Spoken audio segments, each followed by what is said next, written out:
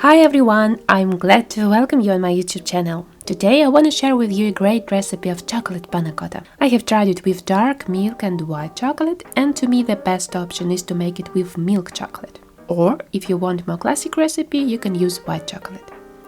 To make this chocolate panna cotta, you will need cream with 33 to 35 fat percentage, also known as whipping cream, milk, egg yolks, chocolate, milk or white.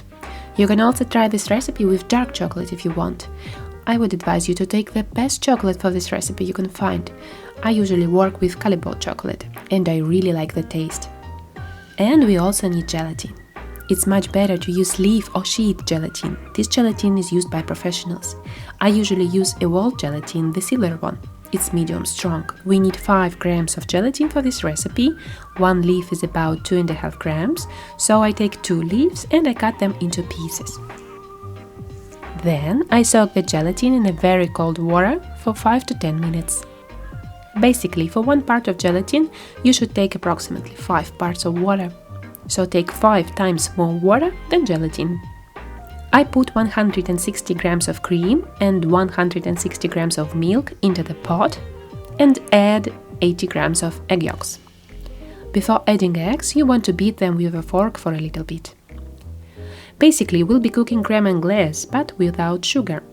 We do not use added sugar in this recipe, as it is enough sugar in chocolate.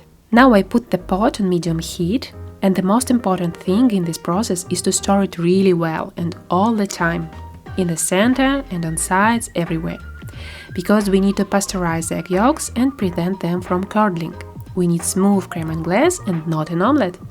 So you want to stir well the mess until it reaches 80 to 82 degrees Celsius. The mess will become a bit thicker and you'll see it.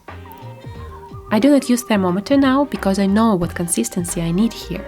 But if you use one, please note, sometimes it can be a bit late showing the right temperature, so do not wait exactly until 82 degrees. Also, if you do use thermometer, pay attention to the spot where it is, as it can be a blind spot for storing, and you can have some of curdled yolks there. The good option is to take the pot from the heat to measure the temperature and then to put it back. After the mass reaches 50 degrees, the moisture starts to evaporate, and you should stir even more actively. After the mass thickens, you usually need just a couple of moments before you take it off the heat.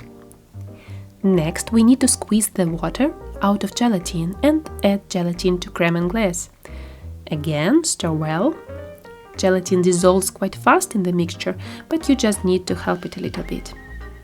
After that, we mix crème anglaise and chocolate. If you make this panna cotta for the first time, I would suggest you to use a sieve, so you make sure there are no small pieces of omelette on the bottom of the pot. We definitely don't want them in our dessert. Then I stir again, mixing chocolate and crème anglaise. At first, you see this foam on the surface, but it disappears as you continue stirring.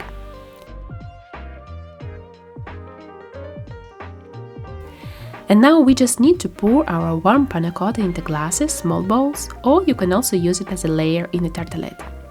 Then we just leave our panna cotta to set in the fridge for at least 2 hours or more. Then it's ready, enjoy!